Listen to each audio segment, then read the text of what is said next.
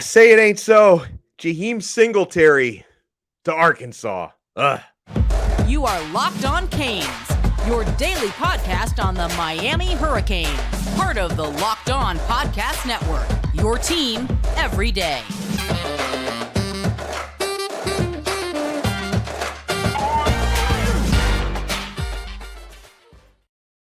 I am Alex Donno, your host. I'm a University of Miami alumnus, longtime South Florida sports radio vet, and contributor to allhurricanes.com. Thank you so much for making Locked On Canes your first listen today.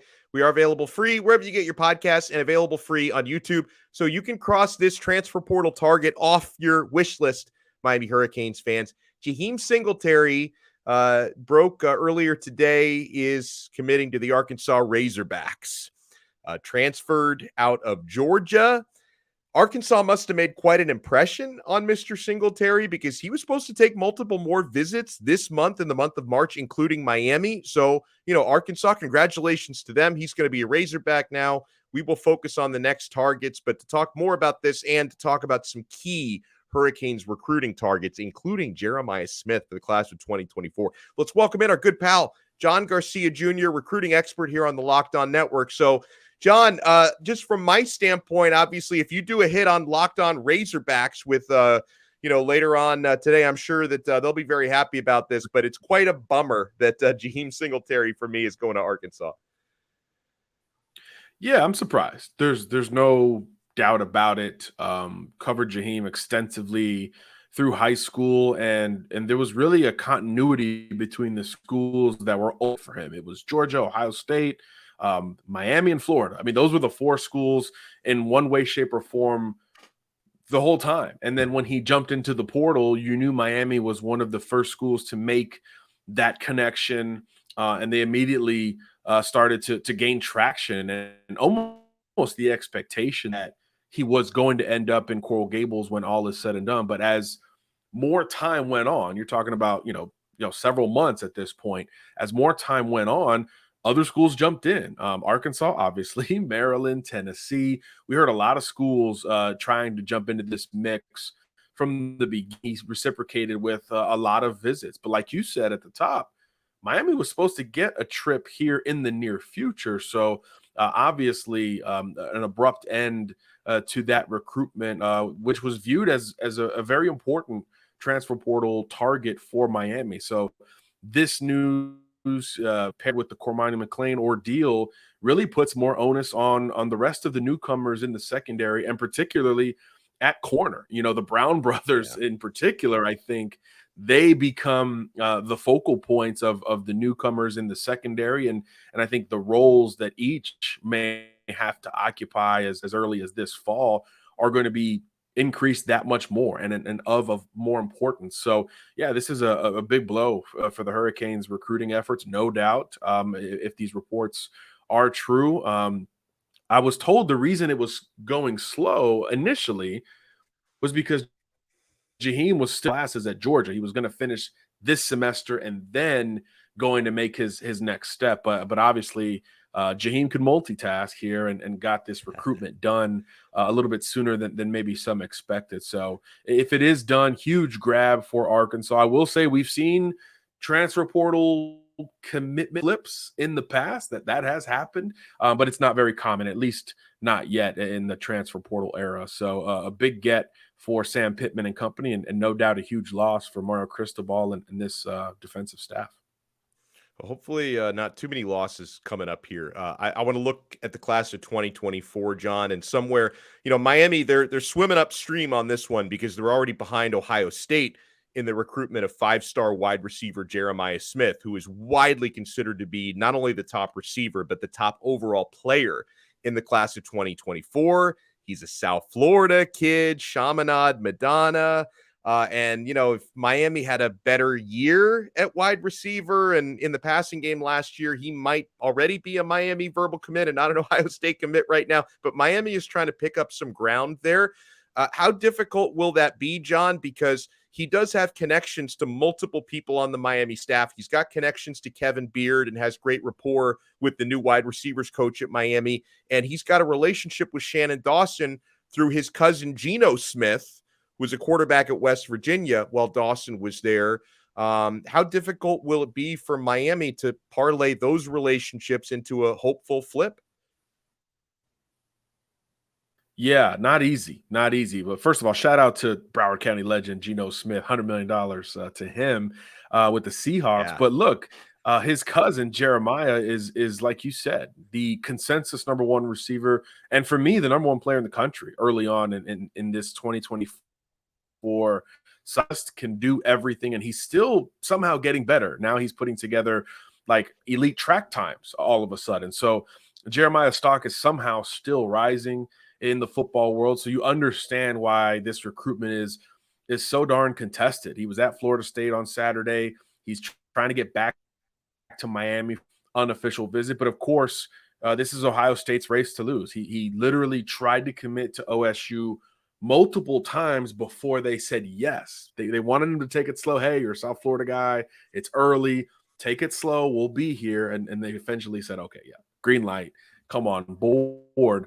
And look, it's tied to Brian Hartline, right? It's pretty clear to see from the Ohio State perspective what they've done from a recruiting and a developmental standpoint at that position is as good as any school at any position over the last decade or so. However, as we mentioned, ties to both new hires on the offensive side relative to his position. Shannon Dawson, Coach Geno, and they've begun to cultivate a relationship. They have been on the phone a couple of times. We talked to Jeremiah on Sunday at the Under Armour Orlando camp. And then Kevin Beard, even more so. He said he has known Kevin for nearly a decade at this point. Another South Florida legend, obviously also coached Geno Smith at one point. But really, it's the rapport that Beard has created with a bevy of South Florida wide receiver recruits, just in general. Sure, he was recruiting them to Toledo, I'm sure, but that was probably more of a portal recruitment. Hey, we love you. If you hit the portal in 2 years, give us a phone call. Now he can change the tone, and I think prioritizing Jeremiah Smith was really always going to be the case, even if he didn't already have that relationship. And what Jeremiah says about Beard is, he's just consistent and he's real. There's not a lot of sugarcoating, and they've progressed to the point, AD, where it's beyond football. It's beyond the X's and O's and route releases and all of that. It's beyond that. So I do think if for some reason there is a defection from Ohio State, or, hey, Brian Hartline had head coaching interest past year in the carousel, if something like that does push forward, I think Miami could be a prime spot to take advantage of a local recruit. It's a big need. He has said that this offense under Shannon Dawson will look better. So I do think that the ball's in Miami's court, but it's got to also translate right now, right? Because obviously there's only one season in between now and Jeremiah signing his national letter of intent. So if you do see tangible improvement from that standpoint, it does help you with Jeremiah Smith. But overall, it's going to be hard to beat Ohio State, barring a Ryan Day and or Brian Hartline change of title or job overall together. But look, Miami's going to scratch and claw on this recruitment, and it has to. You've got to land an elite player at wide receiver, because you really missed on some big names in 2023 anyway. So the onus is there for Miami at that position in particular, much less that he's a local kid out of Broward County as well. I want to talk with John about a couple of the top visitors that were at Junior Day this past weekend, who both had a great time from Mater Dei over in California, Aydin Breland and Brandon Baker. So keep it locked right here to Locked On Canes. And guys, if you're looking for a delicious treat, but you don't want all the fat and calories, you got to try a Built Bar. We just got through the holidays. My goal has been to eat a little healthier this year. If you're like me, you want to eat healthier, but you don't want to compromise taste, I've got just the thing for you. You got to try Built. With Built, healthy is actually tasty. Seriously, they're so delicious. You're not going to think they're good for you, but they are perfect for your New Year's resolution. What makes Built Bars so good? Well, for starters, they're covered in 100% real chocolate. That's right. And they come in unbelievable flavors like churro, peanut butter brownie, coconut almond. I'm not sure how Built does it, but they taste like a candy bar while maintaining amazing macros. Only 130 calories, just 4 grams of sugar, and a whopping 17 grams of protein. Now, you don't have to wait around to get a box. For years, we've been telling you about ordering your Built Bars at Built.com. Now you can also get them at your local Walmart or Sam's Club. That's right. Head to your nearest Walmart today. Grab yourself a box of Built Bars. If you're close to a Sam's Club, run in and grab a 13-bar box with hit flavors like brownie batter and churro. And you can thank me later because I love me some Built Bars. Thank you so much for making Locked On Canes your first and second listen today. We are available free wherever you get your podcasts and available free on YouTube.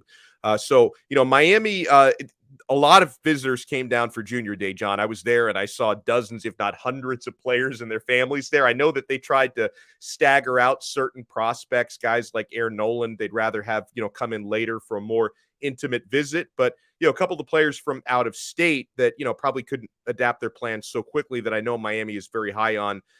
Teammates from Mater Dei Academy. Brandon Baker, let's start with him. The 4-star offensive tackle, 6'5", 285. He had really good things to say about his visit, John. What can you tell me about this player?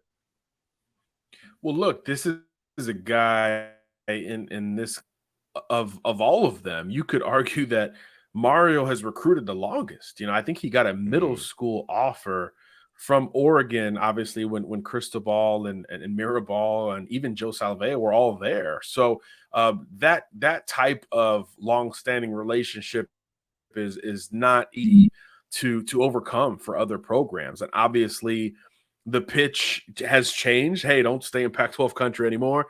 Come all the way across the country. But when it's a 4+ year relationship, it hits different. And that's what Baker has kind of reciprocated to this. What's unique about him getting down to Junior Day is spring practice kicked off, right? And I think that's what is different about this time of year in general, especially when you're talking about a recruit from across the country. Because, the pitches from these coaches and you've built a rapport with them, Cristobal on down, but it's different to see them in action. And obviously, if you're talking to any offensive lineman, and we talk to a bunch up in Orlando and every week, the Miami offer and the Miami priority level hits different because of Cristobal's history on the offensive line. It just feels like you have margin for error because there are more hands, more eyes relative to your position that are very much in tune with what you want to become. And if you look at the class of 23, it was another validator in that direction, whether you look at Okunlola or Maui Goa, even the portal players like a Javian Cohen, all of that points to continuity and longstanding success up front, if nothing else. So all of that really helps in the pitch to younger prospects, even when they're from across the country and at Mater Dei, where you're so well coached and so well watched among the best in the country, to have a chance with those type of prospects, especially on the offensive line. And Baker will be another one of those critical case studies, just like we talked about last cycle with Okunlola and Maui Goa, where at one point Miami looked good, and at other points other teams looked like the favorite. I think that recruitment is going to feel a lot like those two. And obviously, this audience wants it to end the same way. And with that Cristobal Mirabal battery in place, it's hard to bet against, even if the kid is from Southern California. What about his teammate on the defensive line, Aydin Breland, at 6'5", 290 pounds, and he's very active on social media. He was sending out a lot of content, photos, and all, which is great to see that he really enjoyed his Junior Day visit. Is this guy the real deal? Absolutely. This is those modern day interior defensive linemen that can get after the passer. I mean, these are the guys that really wreck offensive game plans. So you understand the priority level there. Again, coming from that program, incredibly well coached and incredibly well recruited. So this is where I think we're going to begin to measure Jason Taylor's prowess, because he was a part of a lot of different recruitments as an off-field guy, but now he's got the tag, right? He's got the on-field gig, and this is where we're going to start to figure out through this whole cycle just how darn good he's going to be long-standing recruiter, and Breland's going to be a great case study in that direction because Miami is not his earliest offer. He does not have the longest standing relationship with Taylor, so it's kind of the opposite of the Baker recruitment. This is much more new and about right now. So getting him on campus was even more critical, I would say, because you've got to stay in this race. A billion schools are involved here. He's a well-traveled kid who's already made a bunch of visits across the country. So you've got to just kind of hang around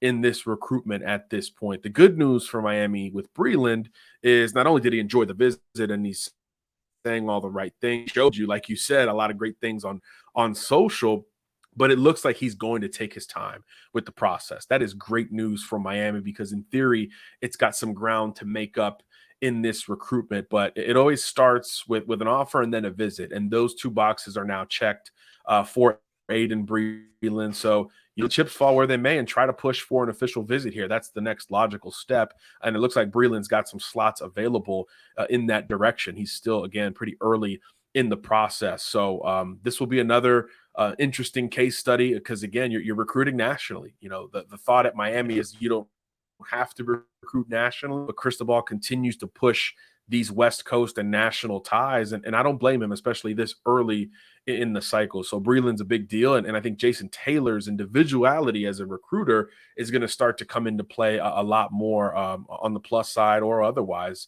as this cycle winds down. Fantastic stuff, as always, from John Garcia Jr. Want to make sure you follow him on Twitter at John Garcia_Jr. John, thank you so much for the time. Enjoy the rest of your day. Likewise, Alex. Thanks for having me. Always a good time. Guys, make sure you make Locked On College Basketball your second listen. Andy Patton and Isaac Shade take you around the college basketball landscape with conference tournaments going on. Selection Sunday coming up this week. Make sure to check out Locked On College Basketball on YouTube, Apple Podcasts, Spotify, Odyssey, wherever you get your pods. And we will talk to you guys again tomorrow on another episode of Locked On Canes, part of the awesome Locked On Podcast Network, your team every day.